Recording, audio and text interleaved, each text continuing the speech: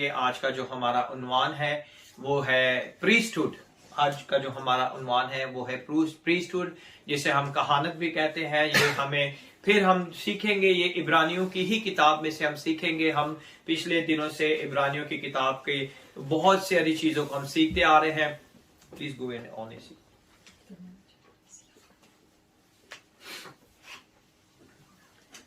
इब्रानी की किताब की बहुत सारी चीजों को हम सीखेंगे ताकि खुदा के नाम को हम जलाल देने वाले बने। हमने उसमें से सीखा कि खुदावंद यीशु जो है वो सारे नबियों से अफजल है और खुदावंद यीशु सारे नबियों से अफजल है। हमने इसके इब्रानियों के किताब के पहले और दूसरे चैप्टर्स में इसको सीखा। फिर हमने खुदावंद के कलाम में से सीखा कि खुदावंद यीशु जो है वो फरिश्तों से अफजल है। फिर हमने इस खुदावंद यीशु को फरिश्तों से अफजल सीखा।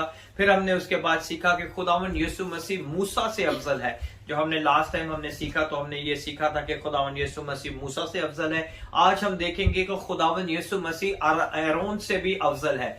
हारून जो था उनका हाई प्रीस्ट था और वही कहानत का काम करता था और आज हम उसके बारे में सीखेंगे ताकि खुदा के नाम को जलाल देने वाले बने। We learned about the Lord Jesus is greater than all the prophets. We learned in the previous weeks, we learned about that Jesus Christ is greater than an angel. We learned about that Jesus Christ is greater than Moses, and today we learn about that Jesus Christ is greater than Aaron. Aaron is the high priest of Jewish culture. He is appointed and anointed by the Lord God Almighty. और उसे खुदावन ने मुकर्रर किया और खुदावन ने उसे इस काम के लिए मुकर्रर किया ताकि खुदा के नाम को जलाल मिले। और खुदावंद यीशु के बारे में मुसन्नफ इब्रानियों की किताब में ये बताना चाहता है कि यीशु मसीह जो है, हमने जूइश कल्चर के बारे में, जूइश हिस्ट्री के बारे में हमने सीखा कि यहूदी लोग जो थे वो किस तरह अपने हर एक काम में खुदावंद यीशु के खुदा बाप के साथ साथ चलते रहे और उन्हें हर एक चीज से अच्छा खासा इल्म हासिल था। और इसीलिए जब वो यीशु के साथ चलने लगे तो उन्हें पता चला कि यीशु के साथ चलना जो है ये जो है शायद उन्हें लग रहा था कि ये उनकी बेवकूफी है, क्योंकि वो उस मजहब को छोड़ के आ रहे थे जो कि यहूदियत मजहब था, जो कि रोमन के अंदर लीगल मजहब था। और इस मजहब को हर इबादत जो थी लीगल जो थी इबादत थी। So today we talk about Jesus greater than Aaron.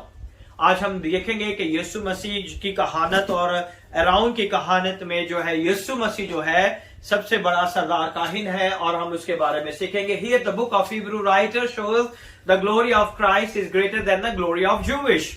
आज हम खुदावन के कलाम में देखेंगे कि यहाँ पे मुसन्नफ ये बताना चाहता है कि यीशु मसीह का जलाल जो है यहूदियों के जलाल से कहीं बढ़कर है। यहूदियों के तहजीब और उनके कल्चर के हिसाब से, उनकी तहजीब के हिसाब से और जो जलाल खुदावन का है वो उससे कहीं ज्यादा बढ़कर है। Sit in one place. Religion and all of its part.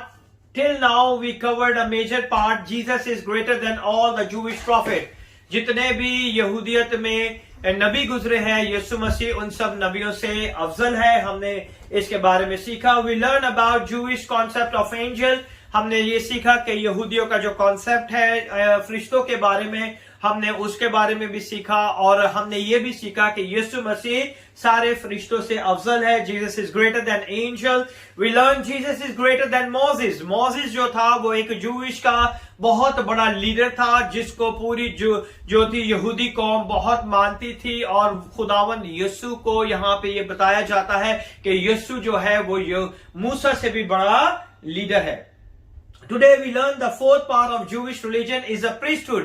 ये तीन पार्ट जो थे यहूदियों के मजहब के बहुत बड़े हिस्सा था। ये नबी जो थे यहूदियों के मजहब के अंदर बहुत बड़ा इनका हिस्सा था और फरिश्तों का बहुत बड़ा हिस्सा था, फिर मूसा का बहुत बड़ा हिस्सा था। और आज हम कहानत के बारे में जिसके लिए एरॉन को जो था हाई प्रीस्ट कहा गया उसके बारे में हम सीखेंगे कि खुदावन उसके बारे में हमें क्या इस किताब में से हम सीखते हैं ताकि हम खुदा के नाम को जलाल दे सके। Today we learn the fourth part of Jewish religion is a priesthood, specially high priest. High priest जो था सरदार काहिन था जो कि हारून था। और आज जो है हमारा सरदार काहिन यीशु मसीह नासरी है। Hallelujah. Jesus is high priest who is greater than Aaron. Yeshu Masih जो हमारा सरदार काहिन है वो हारून से भी बढ़कर है। He is going to tell them, don't abandon the superior. वो बताना चाहता है कि उस शख्स को जो हारून से भी बड़ा है, जो कि सबसे बड़ा है, अफजल है, उसको यहूदी मजहब के लिए ना छोड़ो, क्योंकि जो यहूदियत से मसीह में आए थे, ये खास खत उनके लिए लिखा गया है और उनको यहूदी मजहब की सारी चीजों के साथ यीशु को कंपेयर करके दिखाया जा रहा है कि यीशु हर एक चीज में अफजल है, और वो इसीलिए बता रहा है ताकि ये यहूदी जो मसीहत की तरफ आए हैं, ये मसीहत को छोड़ के दोबारा यहूदियत में ना चले जाए। Jesus is a different kind of a high priest. Yeshu जो है वो एक अलग अंदाज का जो है सरदार कायन है। He doesn't come from Aaron and he is not in the style of Aaron, और वो ना तो लावियों के खानदान से है और ना ही हारून के घराने से है। उसका एक अंदाज जो है वो सबसे अलग है, और उसके लिए जो अंदाज है, उसका अंदाज जो है वो मलकीसेदक के अंदाज से उसे कंपेयर किया जाता है। He is the style of a man और अ प्रीस्ट कॉल्ड मलकीसेदक। मलकीसेदक जो है वो सालम का बादशाह था। जब इब्राहिम ने लूट मार की और उसने अपने सारे माल का 10वां हिस्सा जाके सरदार काहिन मलकीसेदक को दिया। मलकीसेदक जो है एक आपको कॉन्सेप्ट दिखाया जाता है खुदा के कलाम में कि वो जाके अपनी दायकी, अपना हदिया जो है खुदा के आगे जाके गुजरानता है। ये जो है कहानत से पहले की बात है। मूसा से पहले कई साल, 400 साल पहले की कहानी है, बात है, जब इब्राहिम ने जाके अपनी दायकी, अपना हदिया, अपना नजराना मलकीसेदक को दिया। उसके बाद 430 साल के बाद जब मूसा आया और फिर खुदा ने उसे ये सारे कवानीन दिए और उसके बाद दायकी का सिस्टम स्टार्ट हुआ। लेकिन उससे पहले जो था, इब्राहिम ने अपनी दायकी जो थी मलकीसेदक को दी। आज हम देखेंगे इब्रानियों का 4 बाब, उसके 14 से 16 आयत को हम देखेंगे, जो लास्ट हमने जहां से छोड़ा था। And he encourage them to renew their effort to go forward towards this rest, this promise। हमने लास्ट टाइम सीखा था कि हम जो मसीह लोग हैं वो सबत क्यों नहीं मनाते। हमने इस बात को सीखा था। फिर हमने ये सीखा था कि जो यहूदी कौम थी, उनका आराम था एक फिजिकली प्रॉमिस लैंड के बारे में, यानी कि उस लैंड में जहां पे वो जाए ताकि खुदा के नाम को जलाल मिले। वो प्रॉमिस लैंड जो उनके लिए मुकर्रर किया गया था, उस जगह के लिए उनको, उस जगह में जाने के लिए उनके लिए आराम कहा गया था। लेकिन मसीह लोगों के लिए कोई भी चीज जमीन पर नहीं है जो कि खुदा का वादा है। मसीह लोगों की सारी चीजें आसमान पर हैं। अपनी जिंदगी आसमान पर, नया यरूशलेम आसमान पर, नया मकान आसमान पर। हम मसीह लोगों की हर एक चीज जो है वो कहां पर है? आसमान पर है। और इसी चीज को हम देखेंगे, because this idea Jesus is also the high priest. और यीशु मसीह भी जो है वो क्या है? एक बहुत बड़ा सरदार काहिन है। He says Christian they have a high priest। और वो जो यहूदियत से मसीहत में आए, वो ये सोचते थे कि हमारे पास एक सरदार काहिन है जो कि हारून है। और यहां पे खुदा का बंदा पालूस रसूल उन मसीह लोगों को बताता है कि जो तुम्हारे पास जो था वो हारून था, हाई प्रीस्ट, लेकिन आज जो मसीहत में है उनके पास जो सरदार काहिन है वो कौन है? यीशु मसीह। यीशु मसीह उनका क्या है? सरदार काहिन। Jewish religion is superior because they had a priestly system। और वो इस मामले में, इस कहानत के काम में बहुत अफजल थे, क्योंकि उनके पास सारा सिस्टम था कहानत का। उन्हें पता था कि कहानत कैसे करनी है, उन्हें पता था कुर्बानियां कैसे करनी है। हर एक चीज की डिटेल खुदा ने उनको दी थी। Who would go before God and behalf of the people। और उनका जो प्रीस्टली सिस्टम था, उनके जो काहिन थे, वो खुदा के हुजूर में जाते थे अपने लोगों की क्या करने? शिफायत करने के लिए। और आज मेरा और आपका सरदार काहिन क्या करता है? बाप के दाहिने हाथ बैठा हुआ है और वो मेरी और आपकी क्या करता है? शिफायत करता है। हालेलुया। और यही वो चीजें हैं जो कि आज हमने सीखनी है ताकि हम खुदा के नाम को जलाल दे सके। वो अपने लोगों के लिए खुदा की हजूरी में जाता था, लोगों के बिहाव पे खुदा का शुक्र अदा करता था, लोगों के बिहाव पे खुदा से माफी मांगता था उनके गुनाहों की। सरदार काहिन ये सारे काम करता था किन के बिहाव पे? लोगों के बिहाव पे। आज मेरा और आपका सरदार काहिन है यीशु मसीह नासरी। उसने मेरे और आपके बिहाव पे सलीब पे दुख उठाए, उसने मेरे और अपने आपके गुनाहों को अपने ऊपर ले लिया। उसने मेरे और आपके मिलाप के लिए खुद बीच में आके मेरी और आपकी शिफायत करके अपने लहू को बहा के हम सबको क्या कर दिया? एक कर दिया। Hallelujah. We could go before God on the behalf of the people to thank God, to ask God to atone the sin of their people. He says the Jewish has a high priest Aaron. ये यहूदियों का high priest था जो कि बनी इस्राएल कौम के लिए उनके गुनाहों के लिए खुदा की हजूरी में जाता था। और आज मेरा और आपका हाई प्रीस्ट जो है वो अपने आप को खुदा के हजूर में ले गया और हमेशा तक वही है और हमेशा तक वो हमारी शिफायत करता है। आमीन। जूइश प्रीस्ट ऑन अर्थ, यहूदियों का जो हाई प्रीस्ट था वो कहां पे था? जमीन पे था। और मेरा और आपका जो सरदार काहिन है वो कहां पर है? वो आसमान पर है।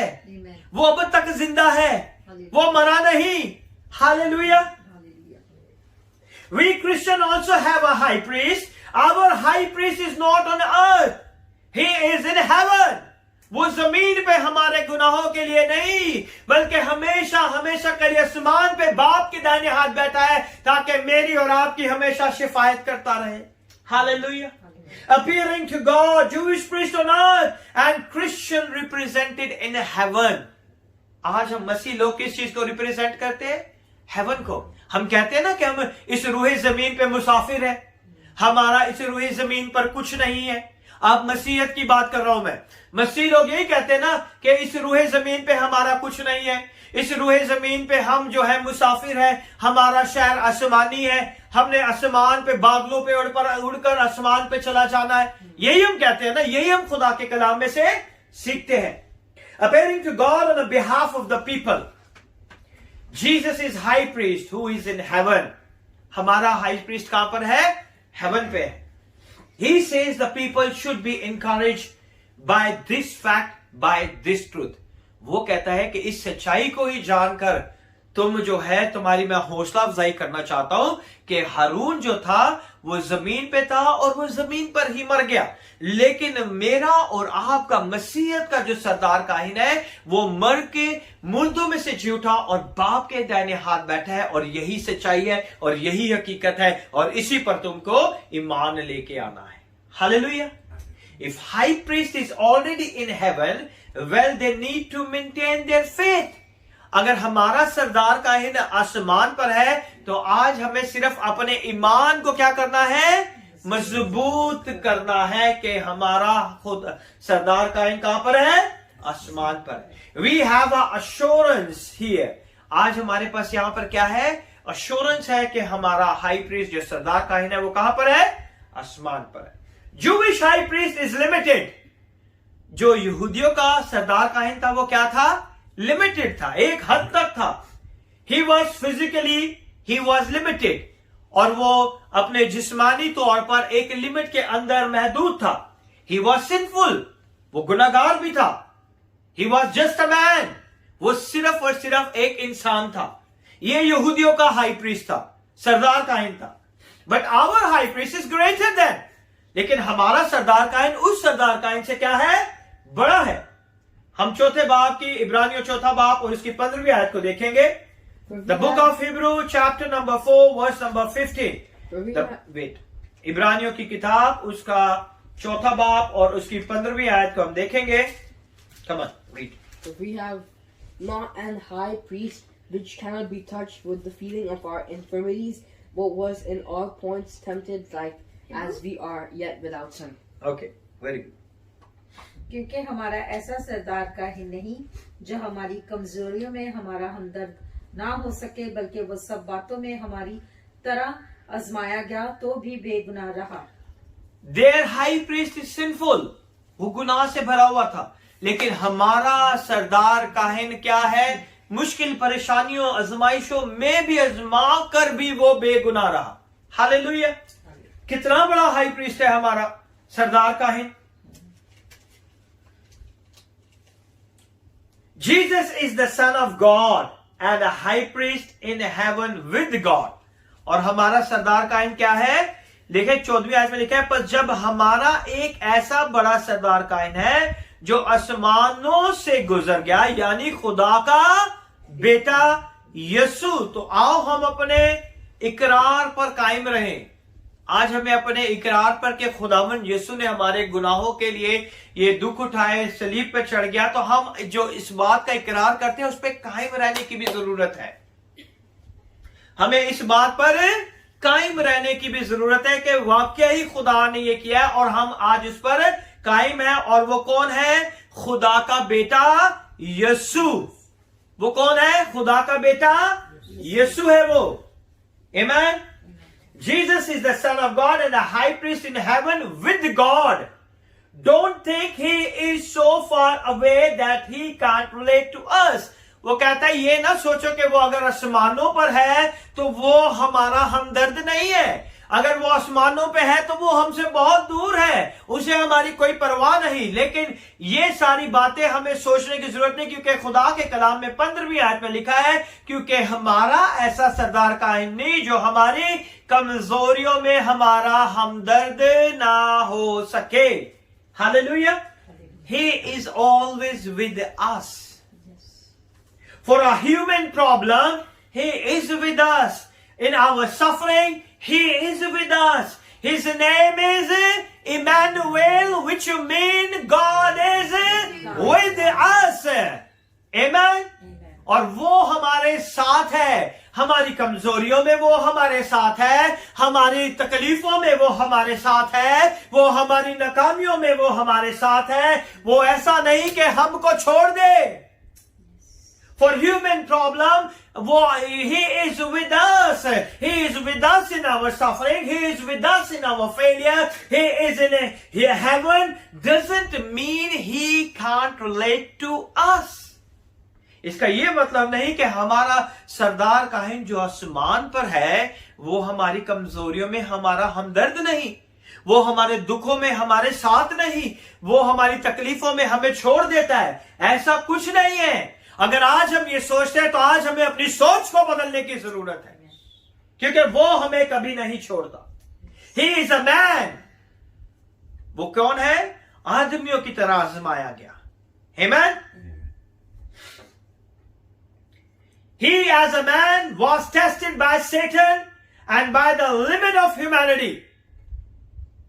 वो भी हमारी तरह आजमाया गया। किसके हाथों? शैतान के हाथों। शैतान ने से आजमाया था ना यीशु को। कब आजमाया था? हाँ, बियाबान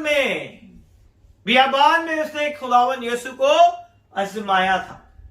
जब खुदावन यीशु आदमियों के रूप में थे तो उसने उसे आजमाया, लेकिन खुदा ने किस तरह, यीशु ने किस तरह शैतान का मुकाबला किया? खुदा के कलाम से। उसने हर जवाब को ऐसे कह के लिखा है। खुदा के कलाम में लिखा है, खुदा के कलाम में लिखा हुआ है। हर एक अल्फाज जो खुदावन ने बयान किए वो खुदा के कलाम से लिए और इसी से शैतान को हराया। आमीन। वो इंसान था, वो लिमिटेड था। ही वॉज हंग्री, उसे भूख भी लगती थी। ही वॉज टायर्ड, वो थक भी जाता था।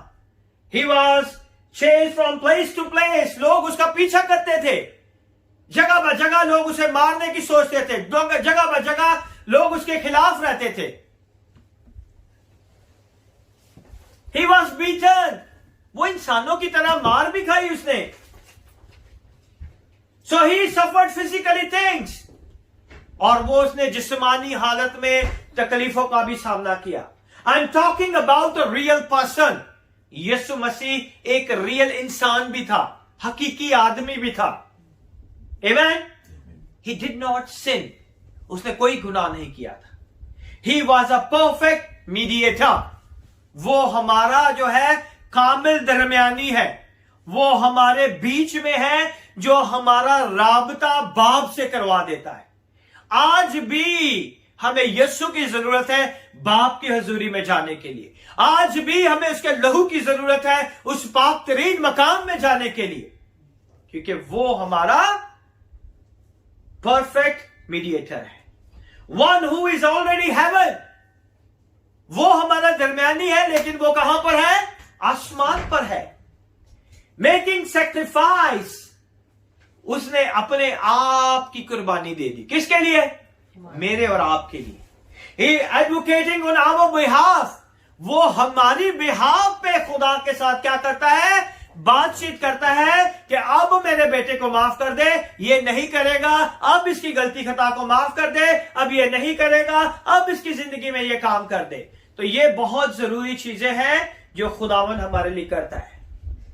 And one who can understand and sympathise with our weak nature, वो हमारी कमजोरियों में, हमारी कमजोरी की हालत में आके भी हमारे लिए क्या है? हमारा हमदर्द है।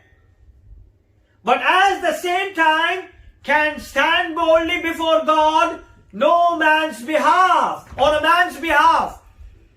वो आज भी मेरे और आपके लिए बाप की हुजूरी में यूं खड़ा हुआ है कि वो मेरी और आपकी क्या करता है? वकालत करता है, हमारी शिफायत करता है, और वो हमारा क्या है? दरमियानी है। Amen? Because he himself has no guilt. उसके अंदर कोई भी गुनाह या कोई भी गलती नहीं पाई जाती। He has no shame. उसके अंदर कोई भी ऐसी बात नहीं पाई जाती। He has no condemnation. Account of sin. गुनाह की कोई भी चीज उसके अंदर नहीं पाई जाती। He showing Jesus is the superior as a high priest than Aaron. और वो यहां पे बताना चाहता है कि हारून से ज्यादा जो है यीशु मसीह क्या है? अफजल है।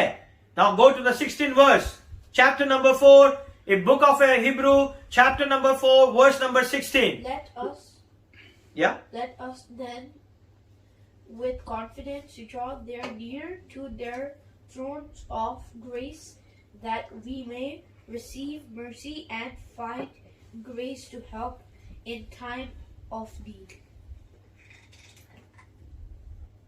Read in Urdu. कौन सी है? 16वीं आयत। बस आओ हम फजल के तख्त के पास दिलेरी से चलें, ताकि हम पर रहम हो और वो फसल हासिल करें जो जरूरत के वक्त हमारी मदद करे। आमीन। आमीन। हम कैसे जा सकते हैं फजल के तख्त के पास? दिलेरी के साथ। हमें पता है कि हमारा निजात दहिंदा वहां पर है, इसीलिए हम दिलेरी के साथ उस तख्त के पास जा सकते हैं। Amen?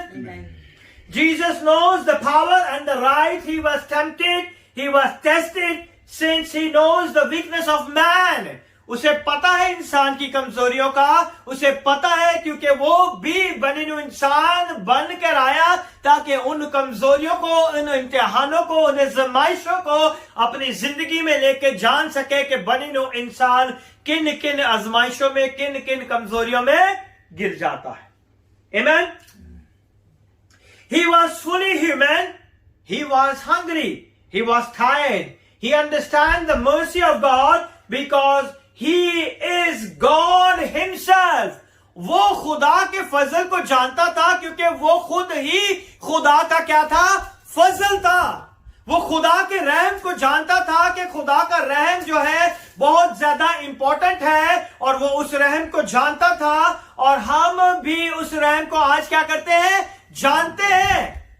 हालेलुया।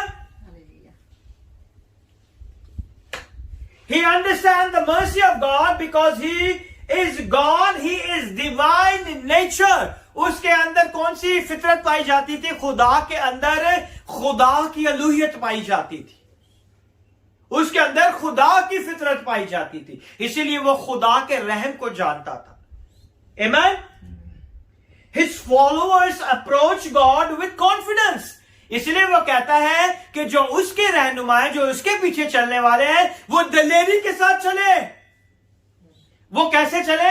दिलेरी के साथ चले, ताकि हम पर क्या हो? रहम और फजल हो। आमीन। If we go with his name, we find mercy. अगर हम यीशु के नाम से जाते हैं तो हम पर क्या होता है? फजल होता है, हम पर रहम होता है। When they need it, जब हमें जरूरत होती है तो खुदावंद हम पर रहम करता है। जब हम यीशु के नाम से जाते हैं तो खुदा हम पर क्या करता है? रहम करता है। खुदा हम पर क्या करता है? फजल करता है। आमीन। इब्रानियों की किताब उसके 5वें चैप्टर में अब हम जाएंगे। So originally the ones who offered sacrifice, not the priest. पहले क्या होता था कि जो कुर्बानियां दी जाती थी पुराने अहदनामे में, जब कहानत का काम नहीं दिया गया था, लेकिन जो कुर्बानियां दी जाती थी वो कुर्बानियां जो थी काहिन नहीं देते थे। काहिनों का सिस्टम पहले भी था, प्रीस्ट पहले भी थे, लेकिन वो जो थे काहिन जो थे कुर्बानियां नहीं देते थे। कुर्बानी कौन देते थे? कौन देता था कुर्बानी? नो, कौन देता था?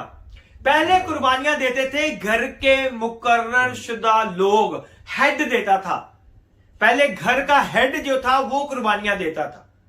पहला सिस्टम पता है क्या था कुर्बानी का? कुर्बानी वो शख्स देता था जो कि घर का हेड था, जिसे खुदा ने अपॉइंट किया होता था। आमीन। So originally the ones who offered the sacrifice, not the priest, they were the head of the family. कौन देता था उस टाइम पे? जो खानदान का बड़ा होता था, बुजुर्ग होता था, जो हेड ऑफ टेबल होता था, वही जो था वो क्या देता था? कुर्बानी देता था। कैसे? इब्राहिम कौन था? Head of the family. Head of the family. Isaac कौन था? Head of the family. Jacob कौन था? Head of the family. उस टाइम पे कहानत का कोई सिस्टम नहीं था। ये लोग थे जो क्या करते थे? कुर्बानियां देते थे। किन के बिहाफ? अपने बच्चों के, अपने खानदानों के बिहाफ पे, है ना? जॉब क्या करता था? सैक्रिफाइस किसके लिए करता था? बच्चों के लिए। क्यों? क्योंकि वो हेड ऑफ द फैमिली था ना? वो हेड ऑफ द फैमिली था। Yes. So idea of sacrifice was that something was transferred from the physical realm to the spiritual realm. कुर्बानी कर देने का मकसद यह था कि जो फिजिकली चीजें हैं वहां से ट्रांसफर करके उसे रूहानी दायरे के अंदर भेजा जाए। कुर्बानी का मकसद यह था कि जो कुछ भी फिजिकली, जिस्मानी तौर पर हमारी आंखों के सामने हो रहा है, जो कुछ भी फिजिकली हो रहा है, उसे ट्रांसफर कहां करते थे? स्पिरिचुअल रैलम में। कुर्बानी देने का मकसद यह था कि जो कुछ भी स्पिरिचुअली रैलम में नहीं हो पा रहा, उसे जो है हम फिजिकली रैलम पे करके उसे स्पिरिचुअल रैलम में ट्रांसफर करते थे। आमीन। The idea was sacrifice that was transferred from the physical realm to the spiritual realm through death or destruction. किस तरह वो करते थे? ट्रांसफर किस तरह किया जाता था? या तो मौत की वजह से, या तो फिर तबाही की वजह से, बर्बादी की वजह से, जो था फिजिकली ट्रांसफर किया जाता था स्पिरिचुअल रैलम के अंदर। समझे आप? कितने लोग समझे? डेथ और a destruction was the passage way. ये रास्ता था कहां से? फिजिकली चीजों को ट्रांसफर करना। कहां पर? स्पिरिचुअल रैलम में। स्पिरिचुअल रैलम में पहले चीजें ट्रांसफर नहीं होती थी जब तक आप सैक्रिफाइस नहीं करते। आमीन। From the physical world to the spiritual world. Example, आज हम एग्जाम्पल को देखेंगे। एडम एंड ईव, आदम और हवा के लिए क्या हुआ? गुनाह किया फिजिकली ना, फिजिकली गुनाह किया, और दूर कहां पे हो गए? स्पिरिचुअल रैलम में। स्पिरिचुअल रैलम में खत्म हो गया उनका रास्ता टूट गया। अब क्या किया खुदा ने? वहां पे सैक्रिफाइस किया। सैक्रिफाइस करने के लिए क्या किया? कम ऑन, क्या किया खुदा ने? He destroyed. Through the death of the animal, जानवर को मारा था ना, Snake. जानवरों को मारा और फिर जो है उनका फिजिकली जो चीज थी उनको कहां पे ट्रांसफर कर दिया? स्पिरिचुअल रैलम में, क्योंकि स्पिरिचुअल रैलम में सैक्रिफाइस के बगैर आप नहीं पहुंच सकते। आज भी आप देख लें, जितने भी जादू टूने हैं, जितने भी जादूगर हैं, वो चीजों को खराब करने के लिए क्या करते हैं? फिजिकल रैलम में वो सैक्रिफाइस करते हैं और आपका स्पिरिचुअल रैलम खराब कर देते हैं। आपकी चीजें बंद हो जाती हैं, आपकी जिंदगी में खामियाबियां, मुश्किलें, परेशानियां, तकलीफें आ जाती हैं, क्योंकि उन्होंने फिजिकली रैम में उसे बंद करके आपका स्पिरिचुअल रैम भी बंद कर दिया। अब समझे आप? Everything magician copied from the Bible. कितनी इंपॉर्टेंट चीज है। आज खुदावंद अपने कलाम के वसीले से हमें सिखाता है कि what the through the death of an animal they sinned, disobeyed God uncovered. They disobeyed the God and uncovered.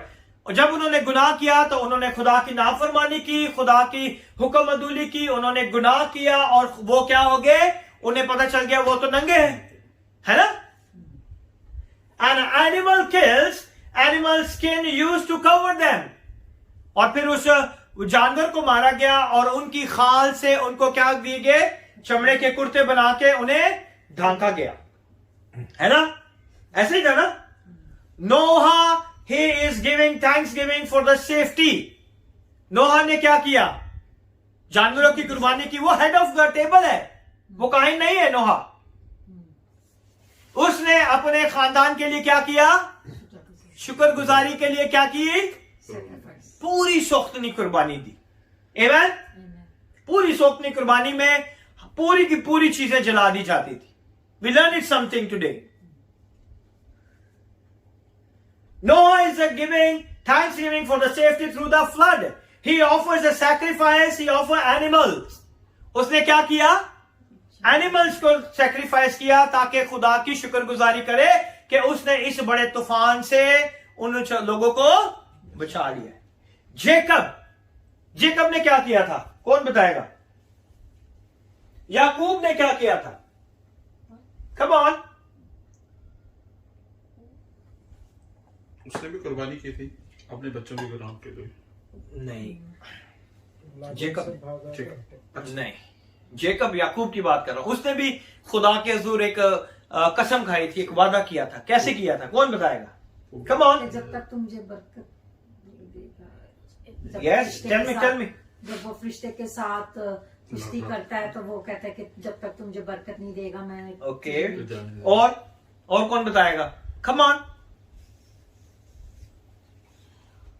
Jacob ने भी खुदा के हुजूर कसम खाई थी, उसने एक वादा किया था, है ना?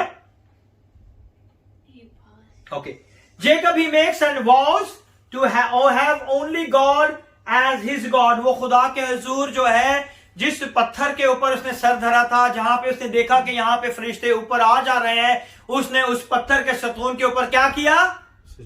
ऑयल डाला था।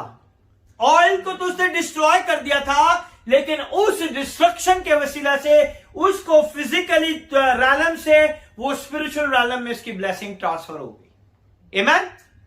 तो कुर्बानियां जो दी जाती हैं या डिस्ट्रक्शन और डेथ के वजह से क्या होता है? आप फिजिकल रैलम से स्पिरिचुअल रैलम में पहुंच जाते हैं। आमीन। That war transferred from the physical realm to the spiritual realm. He poured out a veil of oil on a pillar. He destroyed the oil. उसने पिलर के ऊपर ऑयल डाला था ना, सतून के ऊपर, तो ऑयल तो क्या हो गया? जाया कर दिया उसने। लेकिन उसने उस जाया की हुई चीज से खुदा के नाम को जला दिया और वो उस जगह से ट्रांसफर होके दूसरे रैलम में चला गया। एज अ प्रोडक्ट, कौन सा प्रोडक्ट है? या तो आपके पास एनिमल होना चाहिए, एनिमल समथिंग वॉज डिस्ट्रॉयड और बर्न्ड, या तो कोई ऐसी चीज जिसके आप जो है डिस्ट्रॉय कर दें खुदा के लिए, और जिसके लिए या तो आप किसी जानवर का खून बहाएं या उसकी कुर्बानी करें, उससे आप जो है फिजिकली रैलम से स्पिरिचुअल रैलम में ट्रांसफर हो जाते हैं। ये तब तक था जब तक कहानत नहीं दी गई थी। ये मूसा से पहले की कहानी है। ओके, और killed in other order to transfer one thing to go to another. When God gave law to Moses, there is a system of sacrifice contains specific instruction. और जब खुदा ने मूसा को कुर्बानियों का हुक्म दिया तो कुर्बानियों के लिए स्पेसिफिक खास खास हदायत दी गई थी कि कौन सी कुर्बानी में किस तरह कुर्बानी करनी है, कौन सी कुर्बानी के लिए आपको क्या करना है, कौन सी कुर्बानी के लिए आपको कौन सी चीजें दरकार हैं. Concerning the reason, the time, the manners, the material were used in the practice of sacrifice. हर एक चीज के लिए कौन से आपने औजार इस्तेमाल करने हैं, किस वजह पे, कौन सी जगह पे आपने कौन सी कुर्बानी देनी है, हर एक चीज की डिटेल खुदा ने किसे दी? मूसा को दी. आमीन. ताकि वो कुर्बानियों के बारे में जान सके. All is mention of the book of Leviticus. एहबार की किताब में ये सारी चीजें कुर्बानियों के बारे में लिखी हुई हैं. Jewish religion system and worship was built around the action and activities of sacrifice to God. उनकी वर्शिप का एक खास जो इंपॉर्टेंट हिस्सा था वो क्या था? कुर्बानियों का था, जो कि खुदा के हुजूर वो क्या करते थे? कुर्बानी करते थे. उनकी इबादत का ये एक हिस्सा था. कुर्बानी करना उनकी इबादत का एक क्या था? हिस्सा था. Amen. Variety of animal and produced to express various things. तरह तरह के जानवर को वो लेते थे और उनके वसीला से तरह तरह की चीजों को वो बयान किया करते थे. Sacrifice express Thanksgiving. कुर्बानियां वो किस लिए करते थे? शुक्रगुजारी के लिए कुर्बानियां करते थे. फिर सैक्रिफाइस एक्सप्रेस प्यूरिफिकेशन, यानी कि वो पाक और साफ होने के लिए कुर्बानियां करते थे. अटॉनमेंट, वो जो थे सैक्रिफाइस कुर्बानियां करते थे, कफारे के लिए कुर्बानियां करते थे. Then they will do the sacrifice for the blessings also. और वो बरकतों के लिए भी क्या करते थे? कुर्बानियां करते थे. Leviticus chapter number 1 verse number 1 to 6. मैं चाहूंगा आप इसे पढ़े, थोड़ी देर के लिए हम इसे पढ़ेंगे. एहबार की किताब, उसका पहला बाब, उसकी पहली आयत से लेकर 6वीं आयत तक. The book of Leviticus, the chapter number 1, verse number 1 to 6. जल्दी जल्दी निकाले. एहबार पहला बाब, उसकी 1 से 6 आयत. And the Lord called unto Moses and spake unto him out of the tabernacle, out of the congregation, saying, Speak unto the children of Israel, and say unto them, If any man of you bring an offering unto the Lord, you shall bring your offering of the cattle, even of the herd and of the flock. If his offering be a burnt sacrifice of the herd, let him offer a male without blemish. He shall offer it of his own voluntary will at the door of the tabernacle of the congregation before the Lord. And he shall put his head upon the head of the burnt offering, and it shall be accepted for him to make atonement for him. And he shall kill the block before the Lord, and the priests Aaron's sons shall bring the blood and sprinkle the blood round about upon the altar that is by the door of the tabernacle of the congregation. And he shall flay the burnt offering and cut into his pieces. Amen. पढ़े, उर्दू में पढ़े. और खुदावंद ने खैमा इज्तिमा में से मूसा को बुलाकर उससे कहा, यानी बनी इसराइल से कह कि जब तुम में से कोई खुदावंद के लिए चढ़ावा चढ़ाए तो तुम चौपाए यानी गाय, बैल, भेड़, बकरी का चढ़ावा चढ़ाना. अगर उसका चढ़ावा गाय, बैल की सौंपनी कुर्बानी हो तो वो बेऐब नर लाकर उसे खैमा इज्तिमा के दरवाजा पर चढ़ाए, ताकि वो खुद खुदावन के हुजूर मकबूल ठहरे. और वो सौंपनी कुर्बानी के जानवर के सर पर अपना हाथ रखे, तब वो उसकी तरफ से मकबूल होगा, ताकि उसके लिए कफारा हो. और वो उस बछड़े को खुदावन के हुजूर ज़बा करे, और हारून के बेटे जो काहिन है खून को लाकर उसे उस मज़बा पर गिर्द छिड़के जो खैमा इज्तिमा के दरवाजा पर है. तब वो उस सोखनी कुर्बानी के जानवर की खाल खींचे और उसको काट कर जुदा जुदा करे। आमीन। आमीन। तो ये खुदावन ने एक खूबसूरत इंस्ट्रक्शन दी थी कुर्बानियों के लिए कि जब तुम कुर्बानी करो तो ये जानवर लेके आना, इस तरह के जानवर इस कुर्बानी के लिए तुम दे सकते हो। Read instruction, this sacrifice like a burnt offering, यानी कि बर्न्ट ऑफरिंग के लिए है, पीस ऑफरिंग के लिए है, सिन ऑफरिंग के लिए है, गिल्ट ऑफरिंग के लिए है, और ये सारी जो है ऑफरिंग है, जो कुर्बानियां हैं जिनके लिए तुम ये सारी चीजें लेके आ सकते हो। God provided every detail from how to kill and prepare the animal. खुदा ने उन्हें तरतीब दी। अगर इस पूरे चैप्टर को पढ़े तो आपको पता चलेगा कि खुदा ने किस तरह कुर्बानियों की तरतीब दी है। किसी कुर्बानी में आपने पूरा अलग करना है, किसी में आपने आंतड़ी निकाल देनी है, किसी में आपने अजू को अलग अलग कर देना है। हर एक चीज के लिए खुदा ने डिटेल के साथ उसमें मेंशन किया है। How to actually offer the sacrifice. The priests were even taught how to do the motion. और ये सारी चीजें काहिन को भी बताई गई कि किस तरह उन्होंने इन चीजों को काम करना है, इन चीजों की तरतीब में इन्हें लेके आना है। Some to have to wave animal or a part of the animal before God as a sacrifice. बहुत सी कुर्बानियां ऐसी हैं जब जानवर को खुदा के हुजूर में लहराया जाता था। खुदा के हुजूर में उस जानवर को क्या किया जाता था? वेव किया जाता था, लहराया जाता था। Amen? And the part of animal before God is a sacrificial ceremony. और ऐसी कुर्बानियों को जब वो करते थे तो वो उनके लिए एक बहुत बड़ी बात थी। Order to present what other items were to accompany the sacrifice. और दूसरे अज़ा के लिए क्या क्या काम करना था, ये भी खुदा ने बहुत ही अच्छे तरीके से उन्हें बताया था।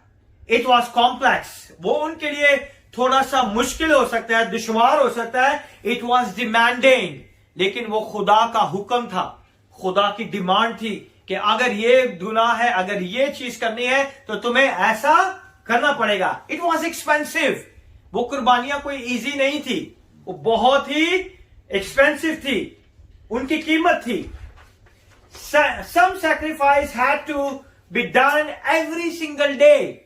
कुछ ऐसी कुर्बानियां थी जो हर रोज दी जाती थी, सुबह को भी दी जाती थी और शाम को भी दी जाती थी। Other on a special occasion, जो दूसरी थी वो खास खास मकामों पे, खास खास त्योहारों पे दी जाती थी। Priest has to offer the sacrifice. कौन देता था sacrifice? यहां पर प्रीस्ट को देनी पड़ती थी। अब जो था वो खुदा ने वो सिस्टम क्या कर दिया? चेंज कर दिया। जब हेड ऑफ द फैमिली कुर्बानियां करते थे, अब वो सिस्टम क्या हो गया? यहां पर चेंज हो गया। That the people brought to them as well, not only the sacrifice for the feast. आज फिर जो क्या थे, लोग अपनी कुर्बानियां जो थे ईदों पे भी लेके आते थे, अपने चढ़ावे लेके आते थे, अपने नजराने लेके आते थे और आके कहां पे देते थे? जो थे काहिनों के सामने लेके आते थे। They wanted to make a thanks offering to God, और वो खुदा के हजूरी में लेके आते थे ताकि खुदा की हजूरी में क्या करें? वो खुदा की शुक्रगुजारी करें। पहले ऐसे नहीं था, पहले जहां उनको मौका मिलता था वहीं वो ज़िबा करते थे और वहां पर ही वो क्या करते थे? शुक्रगुजारी करना शुरू कर। यहां पर जो थे बनी इस्राइल कौम को एक कानून दिया गया कि वो अपनी कुर्बानियां कहां पे लेके आए? खुदा के घर में। अपनी शुक्रगुजारियां कहां पे लेके आए? खुदा के घर में। Amen? They have to go to temple. Go to priest only could offer the sacrifice behalf of people. पहले वो कौन देते थे? Head of the family. मगर अब जो है खुदा ने ये कर दिया कि अब सिर्फ और सिर्फ क्या, कौन जाएगा? जो प्रीस्ट हैं, जो काहिन हैं, जो कहानत का काम करते हैं, वो लोगों के बिहाफ पर खुदा की हजूरी में आएंगे और उनके बिहाफ पे दुआ करेंगे, शिफायत करेंगे और उनके लिए बरकत चाहेंगे। God appointed a specific person and a family to carry on the task in the specific place. खुदा ने एक खास कबीले को इसके लिए चुना, खास लोगों को चुना, ताकि खुदा की खिदमत का काम क्या करते रहे, वो हमेशा सरंजाम करते रहे। Amen? Where they were to be done. In desert, it was made in desert, it was a tabernacle. जब उनके पास हैकल नहीं थी तो वो कहां पे करते थे ये सारा काम? खैमा इज्तिमा में। तब वो ये सारी जो थी कुर्बानियां कहां करते थे? खैमा इज्तिमा में। क्योंकि वो बियाबान में कितने साल रहे? 40 साल तक वो रहे। तो 40 साल तक वो अपनी सारी रसूमात कहां पे करते रहे? खैमा इज्तिमा। द पोर्टेबल टेम्पल, उन्होंने एक पोर्टेबल टेम्पल बनाया था। वक्त पे वो उसे मुंतकिल करते जाते थे। जैसे जैसे वो सफर में आगे बढ़ते थे वो भी उसे साथ साथ लेके चलते रहे। But when the Jerusalem is made, जब जेरूशलम बन गया तब क्या हुआ? They build a temple where all the sacrifice were to be made. और जब यरूशलेम में हैकल तामीर हो चुकी थी तब उन्होंने क्या करना शुरू कर दिया? वहां पे अपने हदिये नजराने, अपनी कुर्बानियों को वहां पे लेके आना शुरू कर दिया। Amen? Aaron, Moses' brother from the tribe of Levi, along with his son, they was the first one. पहले काहिन कौन थे? पहला सरदार किसे अपॉइंट किया खुदा ने? हारून को, जो मूसा का भाई था, और उसकी कहानत के लिए उसके नीचे जो काम करने वाले थे उसके बेटों को चुना ताकि वो भी खुदा की कहानत का काम कर सके। ये पहले काहिन थे। पहले काहिन कौन थे? हारून और उसके बेटे। Appointed by God on this role, ये खुदावन ने उन्हें ये काम करने के लिए मुकर्रर किया था। Now the sacrificing would no longer be done by the head of the each family. अब वो काम खत्म कर दिया खुदा ने कि हर फैमिली का हेड जो है वो कुर्बानी करेगा। अब कौन कुर्बानी का काम करेंगे? सरदार काहिन, और काहिन ने जो है, जो खुदा ने उसे जिन्हें अपॉइंट किया है। But by the high priest on the behalf of all the families, वो पूरी फैमिलीज के लिए एक ही सरदार काहिन रखा था खुदा ने, जो पूरी बनी इस्राएल कौम के सारे घरानों के लिए क्या करे? कुर्बानी को खुदा के हजूर लेके जाए। Amen? This is the change that took place when they were in the desert. ये वो चेंज हुआ जब वो बियाबान में थे, और बियाबान से जब वो यरूशलेम में हैकल में आए तो ये चेंज हो गया। पहले जो थे घर के सरबरा और सरदार और जो वहां के हेड थे वो करते थे, लेकिन अब जो है वो कौन करेगा? सरदार काहिन करेगा, जिसे खुदा ने क्या किया है? मुकर्रर किया है। Now the important point to remember here, this task was only given to Aaron and his son.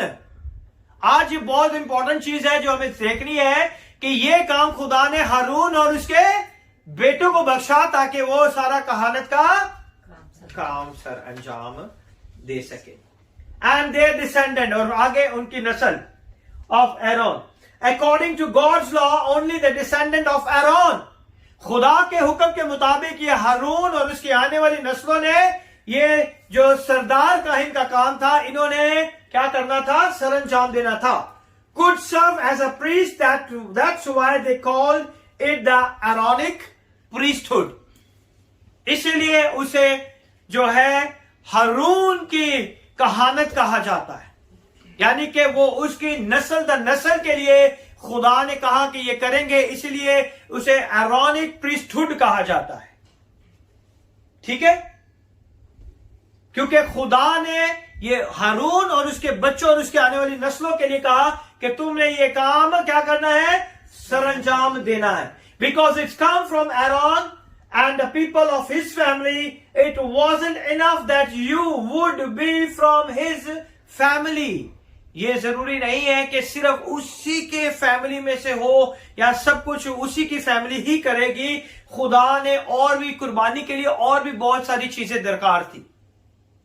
ठीक है, कुर्बानी के लिए और भी बहुत सारी चीजें दरकार थी। There were also physical requirement, भी बहुत सारी चीजें जो थी चाहिए थी कुर्बानी के लिए। जो बर्रा होना चाहिए, देयर इज नो ब्लैमिश, उसके अंदर कोई भी ऐब नहीं होना चाहिए। ऐब क्या हो सकता है? पाँव टूटा हुआ, पांव टूटा हुआ, लंगड़ा, काड़ा, दांत टूटे हुए, है बीमार, तो ये नहीं होना चाहिए था। नो ब्रोकन बोन्स, उसकी कोई हड्डी नहीं टूटनी चाहिए। ये कानून था खुदा कुर्बानी के लिए। आज हम खुदा के हजूर कैसी कुर्बानियां लेके आते हैं? वो जड़ा बच जाता है चौके खुदा दे कर लैन, ऐसा ना बच गया, है ना? ये खुदा का कानून है। खुदा के घर की इतनी गैरत है, खुदा ने कहा कोई बेऐब चीज मेरे घर में नहीं लेके आना। खुदा ने कहा कोई भी जानवर जिसकी हड्डी टूटी है वो ना लेके आना। कोई भी ऐसा जानवर जिसका स्कार्स लगा हो, जिसके ऊपर कोई खराश हो, कोई जख्म हो, वो नहीं लेके आना। नो रैशेस, खारिश वाला नहीं लेके आ जाना। चलो कोई गल नहीं, कुर्बानी तो करनी है ना। No missing part of the body, पता चला उसकी काफी पार्ट ही बेचारे जानवर के मिस है और वही हम खुदा के हजूर ले आए। ऐसी कोई कुर्बानी खुदा को भूल नहीं कर सकती। आमीन। ये सारी चीजें हमारे बेऐब बर्रे के अंदर पाई जाती है। वो बेऐब था, यीशु मसीह बेऐब था, उसकी कोई हड्डी नहीं टूटी, है ना। हड्डी तोड़ना चाहते थे ना, लेकिन उसके कलाम में लिखा है उसकी कोई हड्डी नहीं टूटी। सादिक की कोई हड्डी नहीं टूटी। मेरा और आपका बेऐब बर्रा था, मेरा और आपके बर्रे की कोई हड्डी नहीं टूटी। उसे जब पेश किया तो उसके जिस्म पे कोई भी निशान नहीं था, है ना। उसके जिस्म पे कोई भी रैशेस नहीं थी, कोई भी बीमारी नहीं थी, है ना। उसकी बॉडी का कोई भी मिसिंग पार्ट नहीं था, कंप्लीट था वो। Hallelujah. So it was very very stringent as to who could be the high priest. ये बहुत सख्त कानून था खुदा का। तो ये सारी चीजें हाई प्रीस्ट ने चेक करनी थी कुर्बानी से पहले, है ना। अगर इंसान अगर लेके आ जाए, उसके दांत भी चेक करते थे कि दांत तो नहीं टूटा हुआ, उसके कान वो सुन भी सकता है या नहीं, बहरा ही लेके आ गए हो, है ना। हर एक चीज वो चेक करके फिर खुदा के हजूरी में लेके जाता था। आमीन। Now the high priest also had to elaborate of purification and dress that he read about in the Leviticus. आज हम देखेंगे कि जो हाई प्रीस्ट था उसका लिबास भी बहुत इंपॉर्टेंट था। उसके लिबास के अंदर बहुत सारी ऐसी चीजें थी जो आज हम सीखेंगे खुदा के कलाम में, कि ऐसे ही नहीं खुदा ने से सरदार काहिन बना दिया। उसका लिबास जो था बहुत इंपॉर्टेंट था। आमीन। और आज ये सारी चीजें हम अपने हाई प्रीस्ट की लाइफ में भी देखेंगे। सबसे पहले कि उसको जो लिबास दिया गया वो बहुत इंपॉर्टेंट था। वो प्रीस्टली गारमेंट थी। उसके सर पे क्या दिया जाता था? एक टर्बन, एक क्राउन रखा जाता था। आइए हम देखेंगे, दोबारा हम देखेंगे Leviticus chapter number 8 verse number 1 to 9। Chapter number 8 verse number 1 to 9। And the Lord spake unto Moses, saying, Take Aaron, and take his sons with him, and the garments, and the anointing oil, and a block for the sin offering, and 2 rams, and a basket of unleavened bread. And gather thou all the congregation together unto the door of the tabernacle of the congregation. And Moses did as the Lord commanded him. And the assembly was gathered together unto the door of the tabernacle of the congregation. And Moses said unto the congregation, This is the thing which the Lord commanded to be done. And Moses brought Aaron and his sons and washed them with water. And he put upon him the coat and girded him with the girdle and clothed him with the robe and put an ephod upon him. And he girded him with the curious girdle of the ephod and bound it unto him therewith. And he put the breastplate upon him, and he put in the breastplate the Urim and Thummim. Amen. पढ़े, उर्दू में पढ़े। अब खुदावन ने मूसा से कहा, हारून और उसके साथ और उसके बेटों को और लबास को और मसा करने के तेल को और खता की कुर्बानी के बछड़े और दोनों मेंढों और बेखमीरी रोटियों की टोकरी को ले और सारी जमात को खैमा इज्तिमा के दरवाजा पर जमा कर। चुनाचा मूसा ने खुदावंद के हुक्म के मुताबिक अमल किया और सारी जमात खैमा इज्तिमा के दरवाजे पर जमा हुई। तब मूसा ने जमात से कहा, ये वो काम है जिसको करने का हुक्म खुदावंद ने दिया है। फिर मूसा हारून और उसके बेटे को आगे लाया और उनको पानी से गुस्ल कर दिलाया और उसको कुर्ता पहना कर उस पर कमर बंद लपेटा और उसको जब्बा पहना कर उस पर अफूद लगाया और अफूद की कारागिरी से बने हुए कमर बंद को उस पर लपेटा और उसी से उसको उसके ऊपर कस दिया और सीना बंद को उसके ऊपर लगाकर सीना बंद में उरीम और तमीम लगा दिए और उसके सर पर अमामा रखा। अमामा पर सामने सोने के पत्थर यानी उस मुकद्दस ताज को लगाया जैसे खुदावंद ने मूसा को हुक्म किया था। और मूसा ने आज हमने देखा कि ये लिबास है जो खास तौर पे किसके लिए था, ये काहिन के लिए, सरदार काहिन के लिए। आमीन। सबसे पहले इसके सर पे क्या रखा जाता था? टर्बन यानी अमामा, जिसे अमामा कहते हैं, और उसके ऊपर क्या था? ताज था। टर्बन और अमामा जिसके ऊपर क्या था? ताज था। टर्बन और crown, first of all they was turban, he wore a turban made of linen with a blue laced ribbon. और इसे किसके साथ बनाया गया था? ये जो था नीले कलर के रिबन के साथ इसे क्या करते थे? बनाया गया था। और ये जो था उनके सर पर रखा जाता था। ये किस मटेरियल से बनाया जाता था? लिनन के।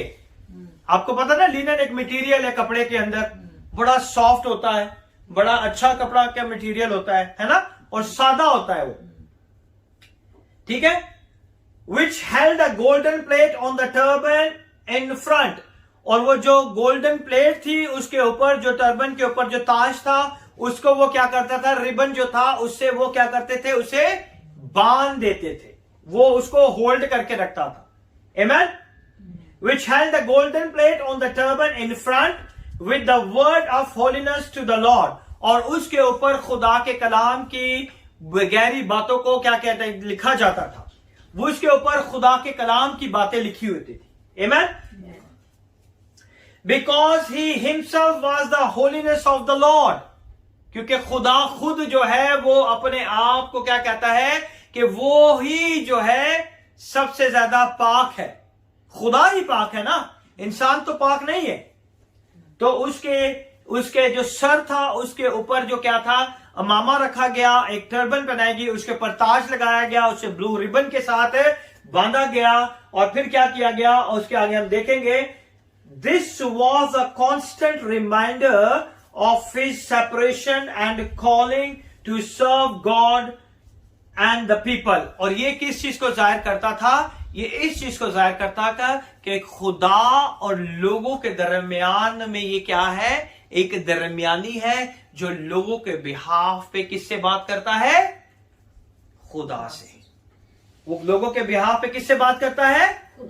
खुदा से बात करता है। हम देखेंगे एक्सोडस जो है, खरूज की किताब, उसका 28वां बाब और उसकी एक्सोडस 28 और इसकी 36, खरूज की किताब उसका 28 बाब उसकी 36 से 38 आए, वर्स नंबर 36 to 38।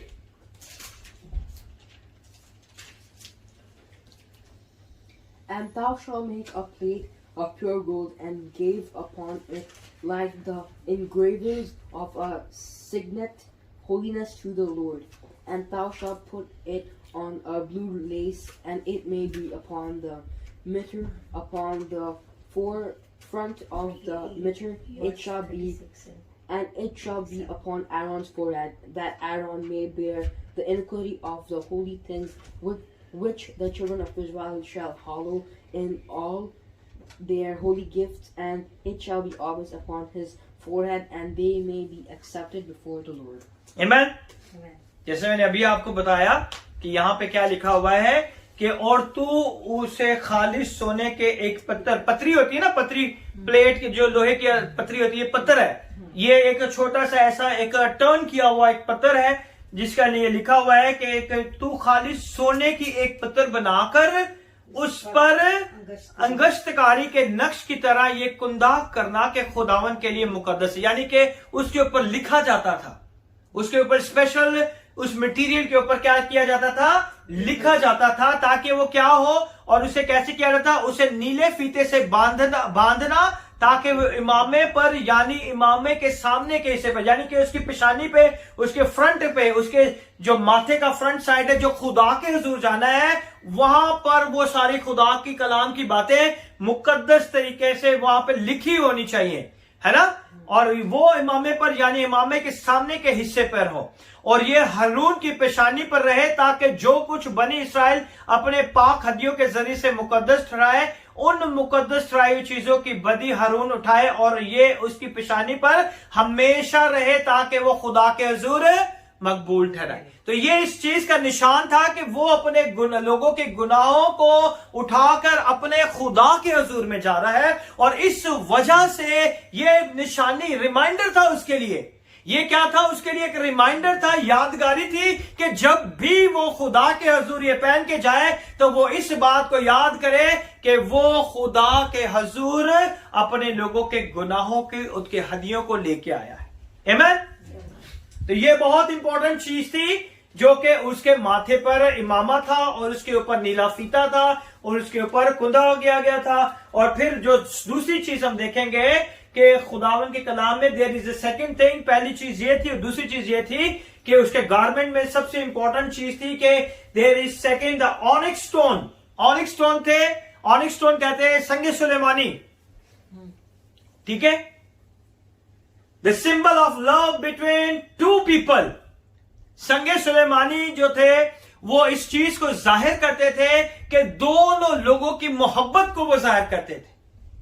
इंसान जो है खुदा से मोहब्बत नहीं कर सकता, है ना, इंसान जो है वो वफादार नहीं है, लेकिन खुदा वफादार है। इसीलिए उसने बीच में अपने सरदार कायन को रखा, ताकि ये तो मोहब्बत नहीं करते, लेकिन मेरी उस मोहब्बत को जो मैं इनसे करता हूं, इन लोगों को बताऊं कि मैंने इनके गुनाहों को माफ कर दिया है। आमीन। तो ये स्टोन्स जो यहां पे शोल्डर पे लगाए जाते थे, संगे सुलेमानी, ये खुदा की मोहब्बत को जाहिर करते थे। Amen? One stone and each shoulder on the top of each shoulder.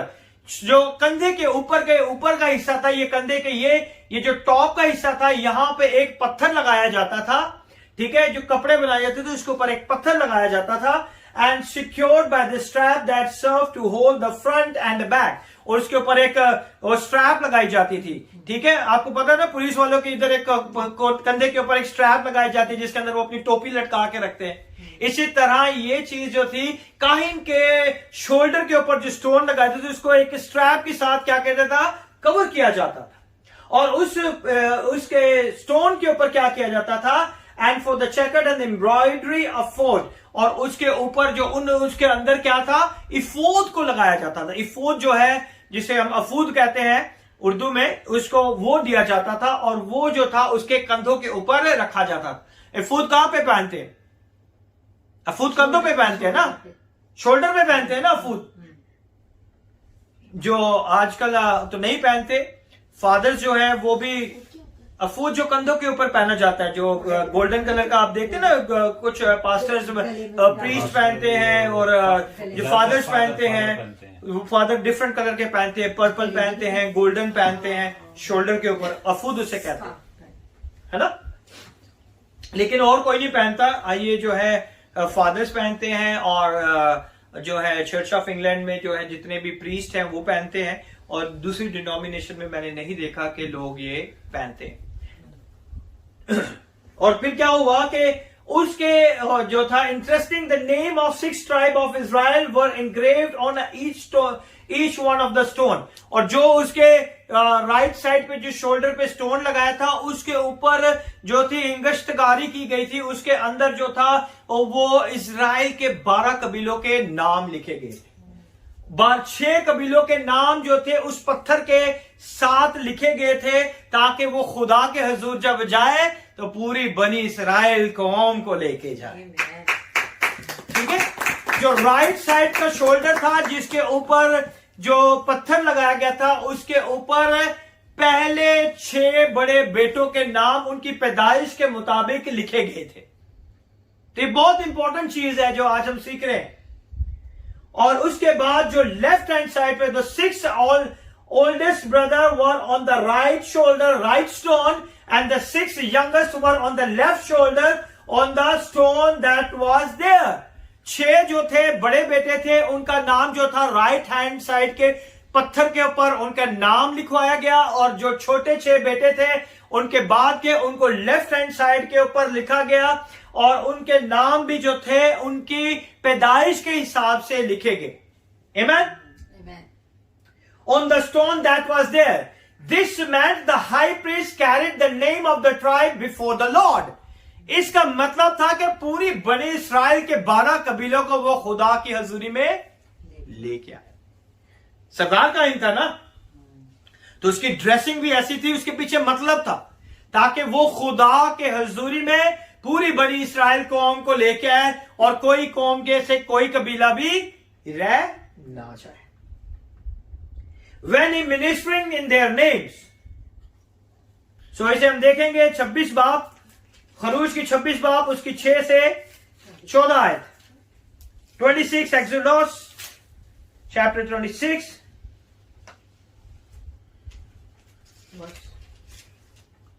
verse you can read from 6 to 14 and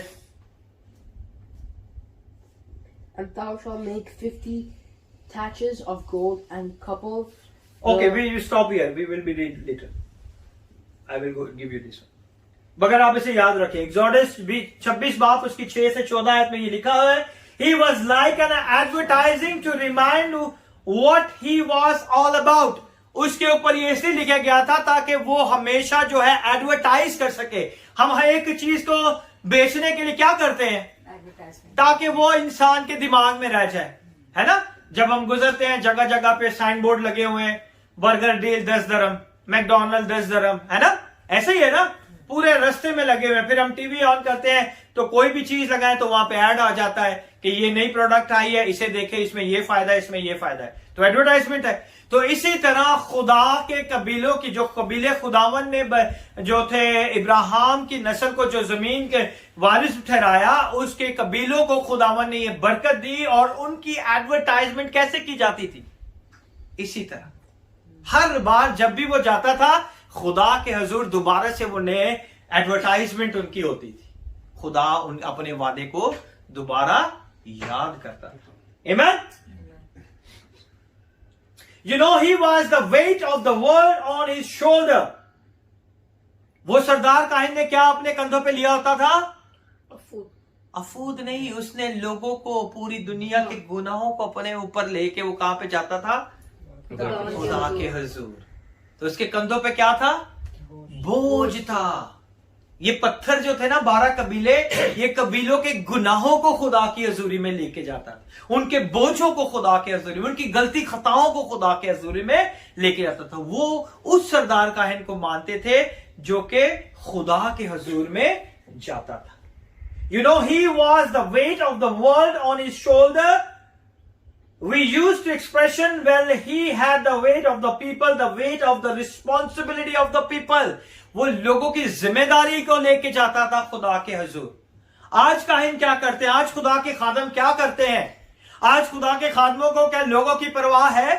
आज खुदा के खादमों को क्या उनकी जिंदगी की, रूहानी जिंदगी की परवाह है? आज खुदा के खादमों को क्या पता है कि एक गुनाह की जिंदगी गुजार रहे हैं, 1 घंटे में चर्च में आते, इतने होली होते, बाहर निकलते ही छुट्टे लगाने शुरू कर देते हैं, बाहर निकलते ही एक दूसरे की ऐबजोई करना शुरू कर देते हैं। जब हाई प्रीस्ट खुदा की हजूरी में जाता था और जब काहिन खुदा की हजूरी में, तो वो सारे गुनाहों को खुदा की हजूरी में लेके जाता, उसके ऊपर जिम्मेदारी थी। आज भी मसीह काहिनों के ऊपर यह जिम्मेदारी है कि वो लोगों के सारी तकलीफों में, उनकी मुश्किल परेशानियों में उनके साथ रहे और उन्हें एक अच्छी जिंदगी गुजारने का सबक दे, ताकि खुदा के नाम को जलाल मिले। आमीन। ये रिस्पॉन्सिबिलिटी है। आज जिसे देखे वही कहता है मैं पास्टर हूं, है ना। अच्छा एक तरीका लोगों ने निकाल लिया है, एक बाहर से फॉरनर पकड़ो और बाद में तस्वीरें भेजो और फंडिंग का काम जो है शुरू हो जाता है, और यही एक एक काहिन की जिम्मेदारी रह गई है। अगर आप किसी को खाना दे रहे हो, किसी को पीने के लिए दे रहे हो, किसी को राशन दे रहे हो, तस्वीरें फेसबुक पे डाल दो।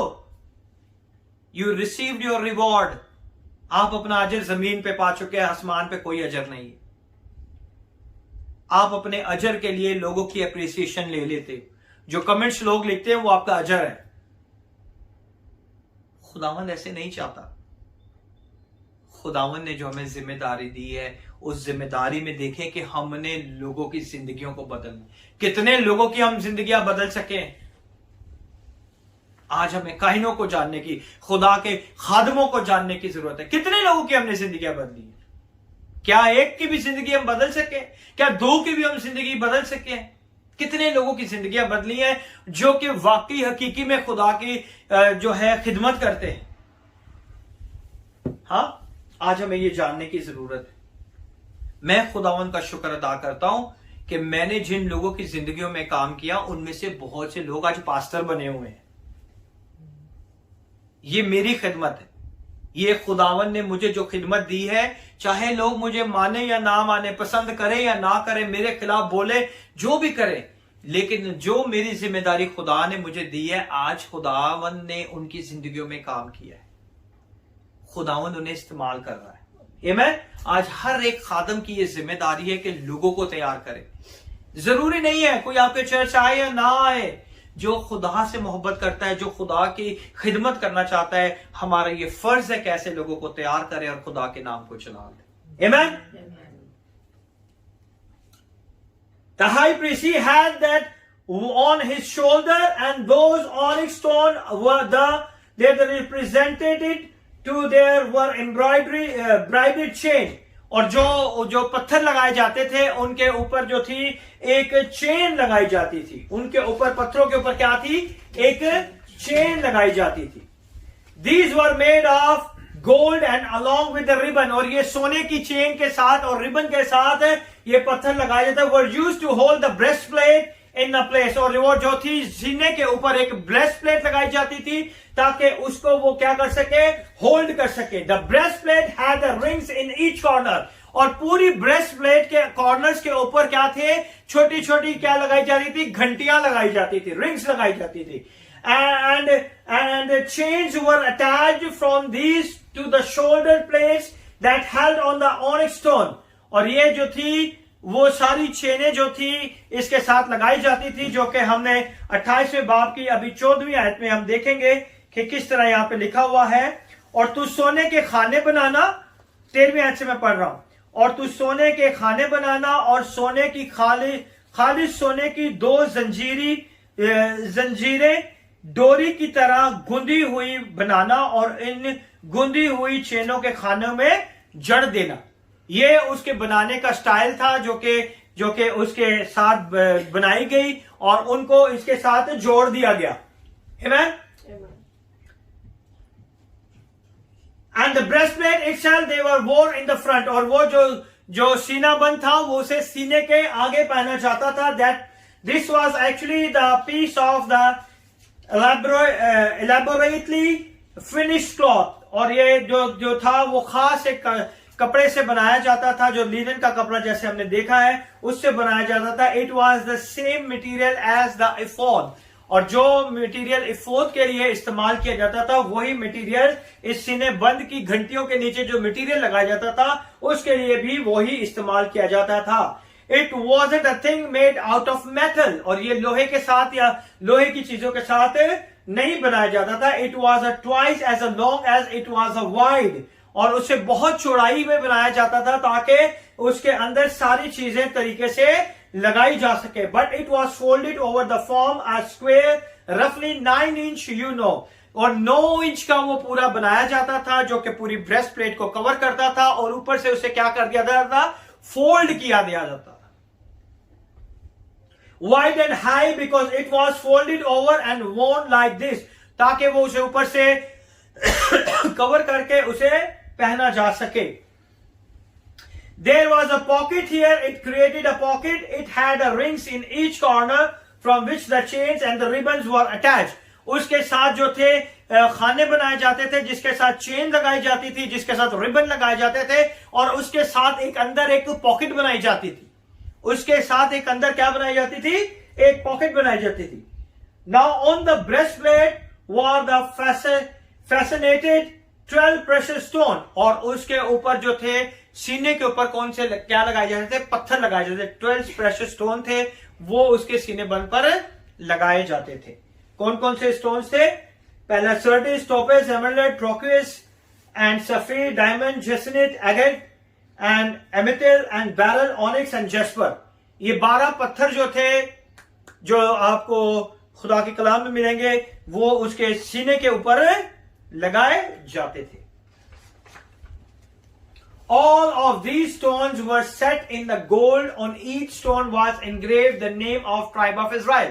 और हर एक पत्थर के ऊपर इजराइल के कबीले के 12 नाम लिखे हुए थे। ये 12 पत्थर थे। इन पत्थरों के ऊपर भी क्या लिखे हुए थे? 12 कबीलों के नाम लिखे।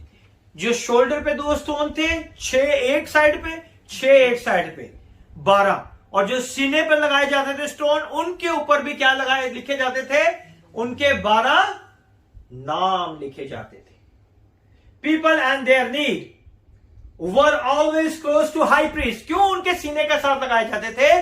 वो इस चीज को जाहिर करते थे कि उनकी जरूरियात, उनकी तकलीफें, उनकी बीमारियां, उनकी मुश्किल परेशानियां हाई प्रीस्ट के दिल के करीब है, क्योंकि वो सीने पे लगाते थे ना।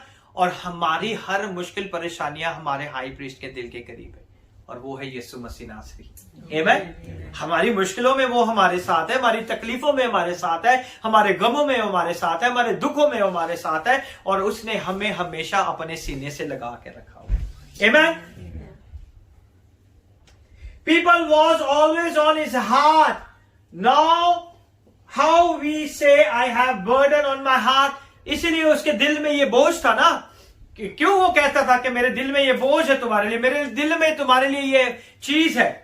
क्यों? क्योंकि उसके सीने के ऊपर ये सारी चीजें लगाई जाती ताकि वो हमेशा अपनी कौम को रिप्रेजेंट करे। Then we talk about the urim and thummim. Urim and thummim जो थे 2 स्टोन, स्पेशल स्टोन थे, जो कि लगाए जाते थे, जिससे वो खुदा की आवाज को भी सुनते थे। ये स्टोन्स इसीलिए लगाए जाते थे ताकि वो खुदा की आवाज को सुन सके। उरीम मीन्स लाइट, जो कि खुदा की रोशनी को जाहिर करता है। तमीम मीन्स परफेक्शन, जो खुदा की कामलियत को जाहिर करता है। It thoughts that these were precious James, और सोचा जाता है कि ये एक खास कीमती क्या है? जेम्स है, मोती है। Placed in the side of the pocket of the breast plate, जो साइड पे पॉकेट, ब्रेस्ट प्लेट की पॉकेट थी, उसके अंदर इन दोनों चीजों को लगाया जाता। ये देख रहे हैं ना मेरी पॉकेट, ये कहां पर है? सीने। नहीं, ये कहां पर है? दिल के करीब है। इसलिए पॉकेट जो है हमेशा कहां पे लगाई जाती है? दिल के करीब। कभी नहीं सोचा हमने, है ना? इसकी पॉकेट के ऊपर जो थी ब्रेस्ट प्लेट लगती थी, इधर लगते थे उरीम एंड तमीम, इधर लगती थी ब्रेस्ट प्लेट, और ब्रेस्ट प्लेट के ऊपर लगते थे स्टोन्स। आमीन। तो पॉकेट जो थी, placed inside the pocket of the breastplate, not a lot is known about this, but this was before the time of the prophet. ये जो था खुदावन ने नबी, जो उरीम और तमीम थे, इसका इस्तेमाल जो थे नबियों के जमाने में भी किया जाता था। It may be that the priest used this in some way to discern you now yes or no. वो इससे सिर्फ यही पता चलता था कि खुदा ने हाँ का जवाब दिया है या ना का जवाब। इसलिए खुदावन ने कहा है ना कि तुम्हारा जवाब क्या होना चाहिए? हाँ या ना, क्योंकि ब्रेस्ट प्लेट के अंदर जो पॉकेट थी, उस पॉकेट के अंदर जो उरीम और तमीम थे, उससे सिर्फ 2 ही चीजें पता चली, यस और no.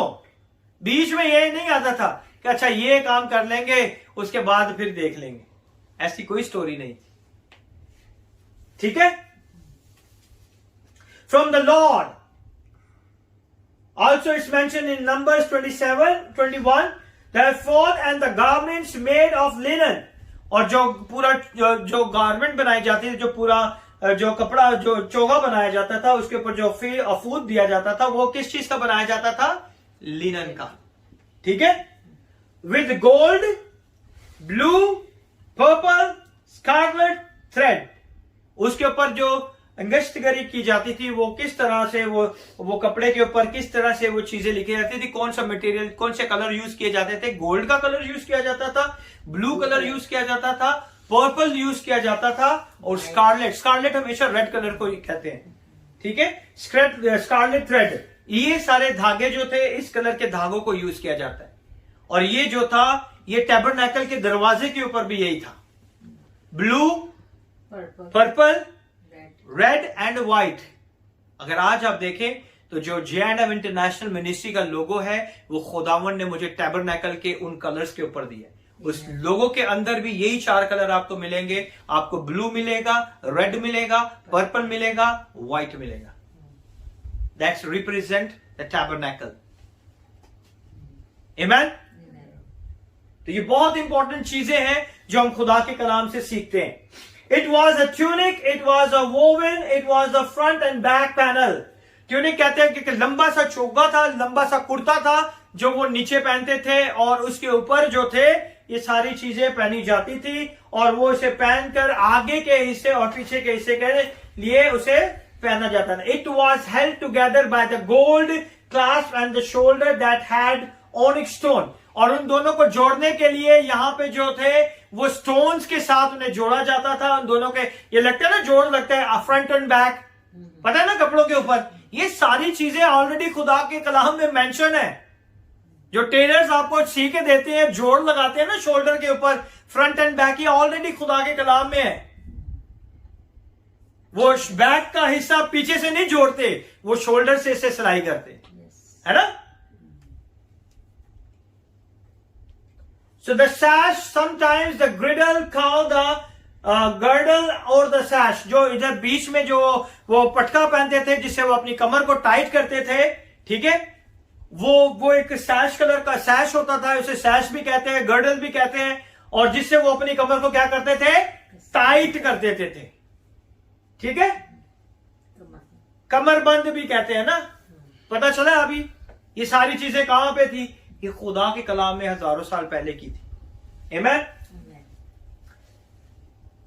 Now, when the high priest was girded or sash, it means he was fully clothed in all of his high priestly garment. वो आखिर में पहनते थे, और उसके पहनने का मतलब होता था कि अब हाई प्रीस्ट ने सारे कपड़े और सारी तैयारी कर ली. वो जो गर्डल था, वो जो सैश था जो कमर पे बांधते थे, उसका ये मतलब था कि हाई प्रीस्ट जो सरदार काहिन है वो मुकम्मल तौर पर क्या हो गया है, तैयार हो गया है. कहां पे जाने के लिए, खुदा की हज़ूर. It was made of a golden thread as well as a blue, purple and scarlet linen. वो गोल्डन के थ्रेड से जो था, गोल्डन कलर के थ्रेड से बनाया जाता था, और उसका जो कपड़ा होता था वो या तो ब्लू होता था या पर्पल होता था या स्कारलेट लिनन के कपड़े के साथ वो बनाया जाता था. The colour are significant because in that day in time people did not wear colours cloth. उस जमाने के अंदर जो था ना, जो कलर क्लॉथ थे वो नहीं पहने जाते थे. मैं आपको बताना चाहता हूं कि ये खूबसूरत कलरिंग जो थी खुदा ने हाई प्रीस्ट को इसलिए दी थी क्योंकि ये जो कलर क्लॉथ्स थे ये आम लोग नहीं पहनते थे. It's difficult. आज तो बहुत इजी है, कलर क्लॉथ्स और कलर कोई भी कॉम्बिनेशन हो वो आधे घंटे की देर में आपको वो कपड़ा मिल जाता है. लेकिन उस जमाने में कलर क्लॉथ्स नहीं थे. उस जमाने में आपको ये क्लॉथ्स नहीं मिलते थे, इसीलिए खुदा ने ये सारे कलर क्लॉथ्स अपने हाई प्रीस्ट के लिए तैयार किए. आमीन. क्योंकि ये कलर क्लॉथ्स किस चीज को जाहिर करते थे, ये रॉयल्टी को जाहिर करते थे, ये शाही खानदान को जाहिर करते. ये जो शाही लोग थे सिर्फ उनके पास ये कलर क्लॉथ्स थे, बाकी आम लोग ये कलर क्लॉथ्स नहीं पहनते थे. To make the colour in those day the robe was worn under the ephod, और उसके नीचे एक रस्सी लटकाई जाती थी. अफूद के नीचे एक रस्सी होती थी जो वो पहनते थे. One royalty had colour because it was very difficult to make colour in those day, क्योंकि उस जमाने में कलर कपड़े जो थे वो बड़े मुश्किल से मिलते थे. The robe was worn under the ephod. It was a plain blue sleeveless garment. और जो नीचे कपड़े पहनाया जाता था उसके नीचे, जो गारमेंट के नीचे, वो क्या था, उनको स्लीवलेस कलर के एक ब्लू कलर का एक कुर्ती, जो आज का वास्कट पहनते हैं ना कपड़ों के ऊपर, एक स्पेशल सी ऊपर है ना कोटी, है ना, पहनते हैं। हाफ स्लीवलेस होती है ना, शलवार कमीज पे आम लोग पहनते हैं, तो ये उसके ऊपर पहनाई जाती थी। ये सारी चीजें आज जो हम देख रहे हैं, सीख रहे हैं, ये खुदा के कलाम में हजारों साल पहले खुदा ने सारी चीजों की तरतीब दी। Amen? It was a plain blue sleeveless garment, reinforced at the neck, and it extended below to the ephod.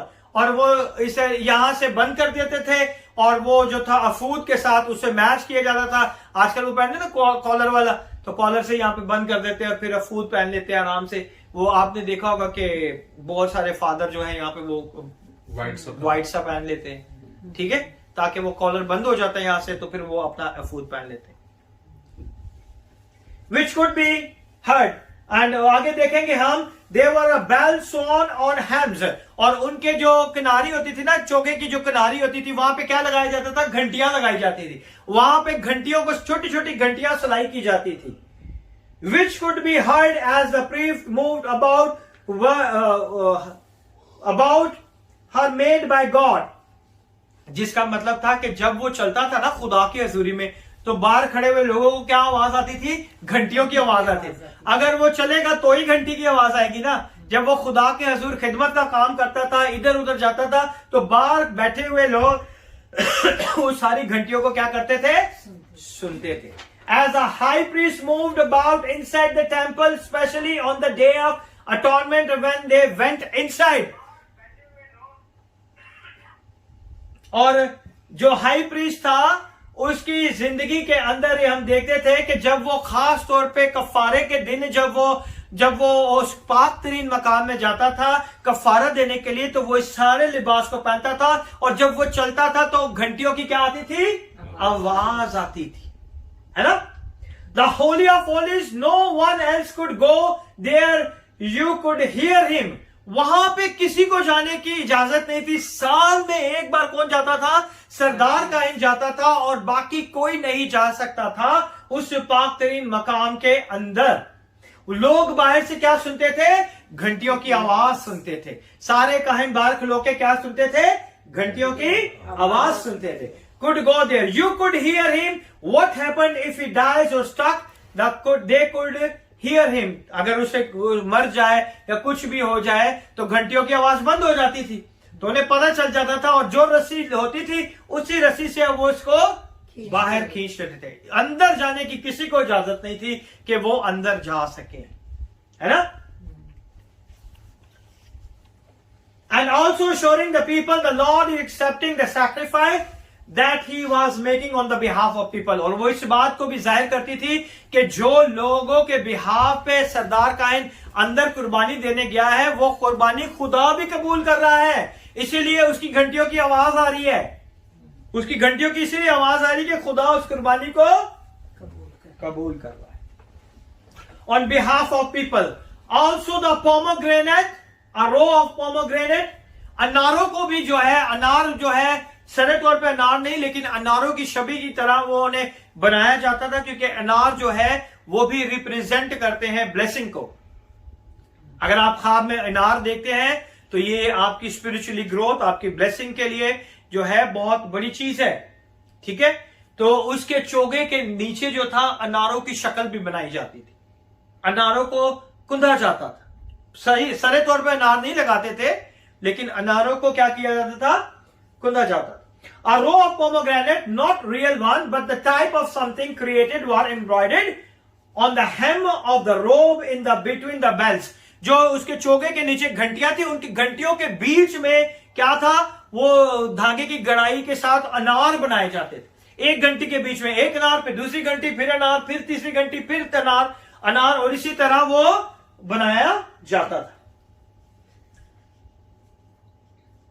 And they symbolize fruitfulness, और वो इस चीज को जाहिर करते थे कि ये जो है बरकत से भरा हुआ है। अनार जो है वो क्या चीज को जाहिर करता है, फ्रूटफुलनेस को। आपकी भरपूर बरकत जो है आपको मिलती है जब आप खुदा के हुजूर में जाते हैं। आमीन। अबंडेंट सीड, उसके अंदर बीजों की कोई कमी नहीं होती। कितने बीज होते हैं अनार के अंदर? एक के साथ एक, एक के साथ एक, एक के साथ एक, ऐसे ही है ना? एक अनार के कितने बीज होते हैं? If you are ever seen pomegranate and cut it into half, it's all seed. अगर आपने देखा और आपने इसे काटा हो तो आपको पता चलेगा कि उसके अंदर सिर्फ और सिर्फ क्या है? बीज ही बीज है। और इसके अंदर से कौन सा कलर निकलता है? रेड और येलो। सोच लो, रेड, आजकल वाइट भी है। वाइट भी है ना? तो उनके अंदर से हमें रेड कलर जो कि ब्लड ऑफ जीसस को रिप्रेजेंट करता है। आमेन। रेड जो है वो ब्लड को हमेशा जाहिर करता है। और आप उसके अंदर देखें कि उसका लिक्विड इसी तरह बहता है जिस तरह एक ब्लड की तरह बहता है। Amen. The fruitfulness and the abundance of God word, कि खुदा के कलाम की कसरत की बरकत जो है इस अनार के अंदर है। उसलिए उसे बनाए जाते हैं कि खुदा के कलाम के अंदर इतनी बरकत है कि वो कसरत से आपको क्या करता है? बरकत देने की कुदरत रखता है। God word sweet and pleasant food and seed that multiply. खुदा के कलाम जो है वो हमें क्या करता है? बढ़ाता है, हमें बरकत देता है, हमारी जिंदगी में खुदा के नाम को जलाल देता है। Amen. The tunic, a basic linen, the tunic was worn as an undergarment. और जो ट्यूनिक लंबा सा कुर्ता पहनाया जाता था वो अंडर गारमेंट पहनाया जाता था। जैसे हम नीचे आजकल नीचे बनियान पहनते हैं, अंडर गारमेंट पहनते हैं, इसी तरह वो पूरे चोगे के नीचे एक लंबा कुर्ता पहनाया जाता था, फिर उसके ऊपर वो चोगा पहनाया जाता था। तो वो ही वॉन्ट्स नो शूज, और वो कोई जूते नहीं पहन के जाता। इसलिए बहुत से लोग जो है इस बात पे एतराज करते हैं कि हम खुदा के मजहब पे जूतों के साथ क्यों गए, है ना? करते हैं ना इतराज। बहुत से लोगों का एतराज होता है। एतराज वो खुद दूसरों के ऊपर करते हैं लेकिन अपनी जिंदगी में कोई ऐसी चीज नहीं, है ना? ही वोर नो शूज, और वो कोई भी जूते नहीं पहनता। जब वो खुदा के हजूर में पाक-तरीन मकाम में इंटर होता है तो बगैर जूतों के इंटर होता है, वो जूते नहीं पहनता। When entering the holy place, because it's considered the holy ground, वो इस चीज को जाहिर करता है कि अब वो खुदा के मुकद्दस जगह पर खड़ा है ना? This is the ground image, the grand image of high priest. ये खुदा की तरफ से हाई प्रीस्ट के लिए खास इमेज थी, जो कि यहूदियत से मसीहत में आए थे। उन्हें ये याद दिलाना है कि तुम्हारा हाई प्रीस्ट सारी चीजें, उसकी सब चीजें जो थी सब सुपीरियर थी, सब अफजल थी, बहुत जबरदस्त तुम्हारा हाई प्रीस्ट था। His exalted position and his ministry when Jewish or a Jewish Christian talk about, जब यहूदी और यहूदी जो मसीहत में आए थे, जब वो इस सारी चीजों को देखते थे तो कहते थे कि हमारा हाई प्रीस्ट कितना बड़ा है, कितनी खूबसूरती से वो कपड़े पहनता था, है ना? ऐसा ही है ना? High priest was the one of the kind thing, no other religion had this. और किसी मजहब के पास ऐसा हाई प्रीस्ट है ही नहीं। क्या है? किसी मजहब के पास ऐसा हाई प्रीस्ट है जो कि इन सारी चीजों को बयान कर सके? नहीं है।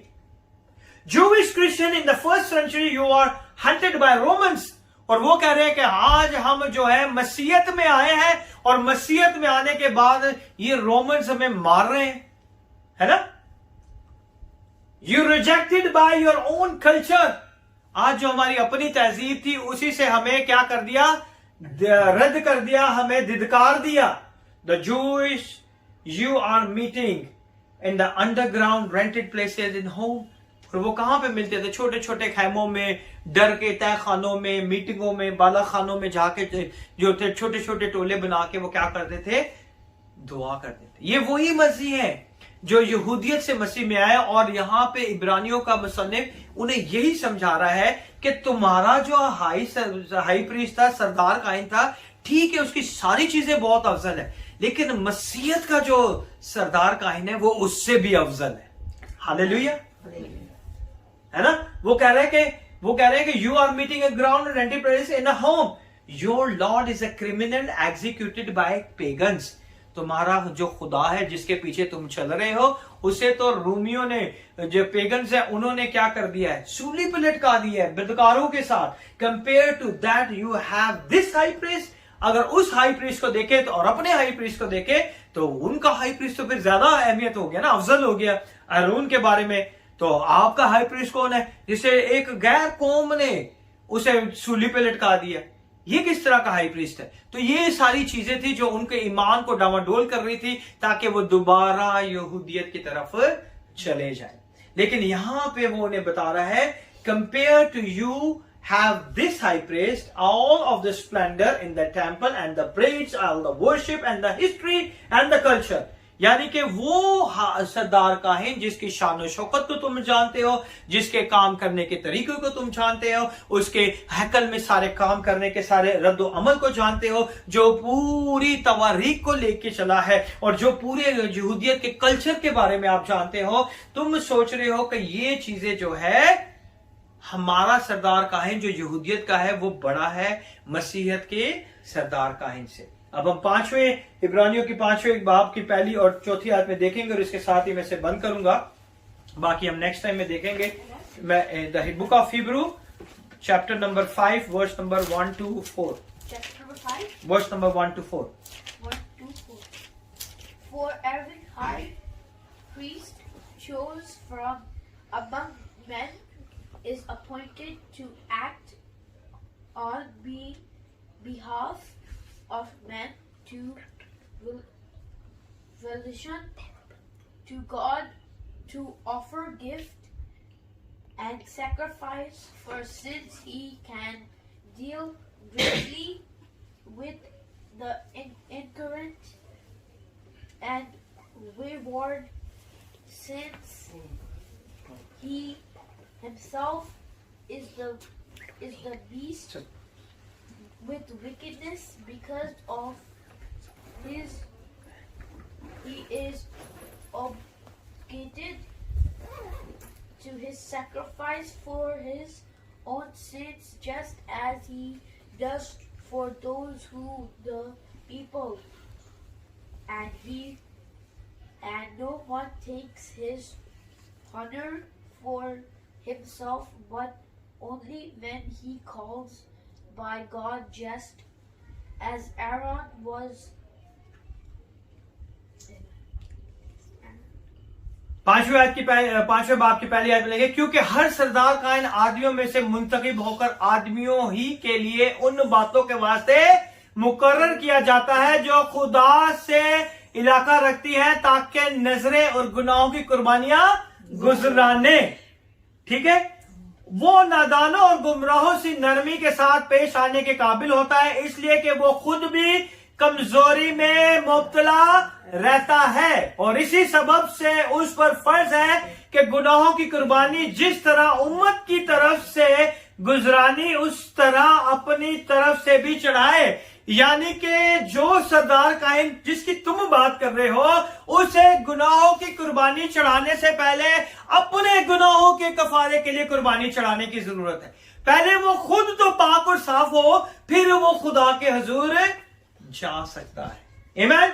Aaronic priesthood, he notes that they were not only selected on the basis of the merit, but rather by the will of God. और वो खुदा की मर्जी के मुताबिक क्या होते हैं? मुंतखब किए जाते हैं। He also reminds that the even priest had to course of the temple service, और जो उसने खिदमत करनी है खुदा के घर में जाके, they had to offer sacrifice for themselves first, यानी कि सबसे पहले तो उसे अपनी कुर्बानी देनी पड़ेगी। यानी कि अगर उसने कुर्बानी अपनी नहीं दी तो वो लोगों की कुर्बानियां कैसे दे सकता। इसीलिए खुदावंद यीशु ने अपने आप को मेरे और आपके लिए कुर्बान कर दिया, ताकि उसकी कुर्बानी के वसीला से हम जो हलाक होने वाले हैं हमेशा की जिंदगी में दाखिल हो जाए। आमीन। What a high priest we have. हमारा सरदार कायन जो है वो अपने बदन की कुर्बानी को लेकर चला गया। ये अपने गुनाहों में था, उसके अंदर कोई गुनाह नहीं था। हमारे सरदार कायन के अंदर कोई गुनाह नहीं पाया जाता। Before they can do it for people, why? Because they were sinner too, क्योंकि उनका सरदार कायन भी जिस्मानी था और वो भी गुनाह में मुब्तला था। इसलिए उसे भी सबसे पहले अपनी कुर्बानी फिर लोगों की कुर्बानी दें. He also needed the sacrifice. Priesthood was something very beautiful, but it was weak. उसकी कहानत तो बड़ी खूबसूरत दिखती है, सारी चीजें बड़ी खूबसूरत है, लेकिन वो भी कमजोर है. लेकिन खुदावन यीशु की कहानत अब्दी कहानत है. हालेलुया. और लिखा हुआ है इसी तरह मसीह ने भी सरदारकार होने की बुजुर्गी अपनी तय नहीं दी, उसे खुदा ने मुंतखब किया है. यीशु मसीह भी अपनी तरफ से सरदारकार नहीं बनाया, जैसे कि हमने पहले सीखा था, बल्कि उसने दी जिसने उसे कहा था कि तू मेरा क्या है, बेटा है, आज तू मुझसे पैदा हुआ. और चुनाचा वो दूसरे मकाम पर भी कहता है कि तू मलके सदक के तौर पर अब तक काहिन है. आमीन. ये वही मलके सदक का काहिन है जो इब्राहिम को मिला, जिसे इब्राहिम ने अपनी दायकी दी थी. वो यीशु मसीह नासरी था.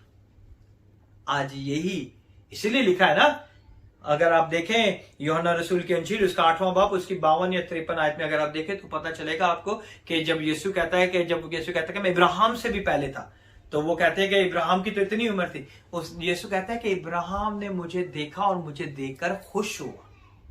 से इब्राहिम ने खुदावन यीशु को देखा, किस रूप में? मलके सदक काहिन के रूप में.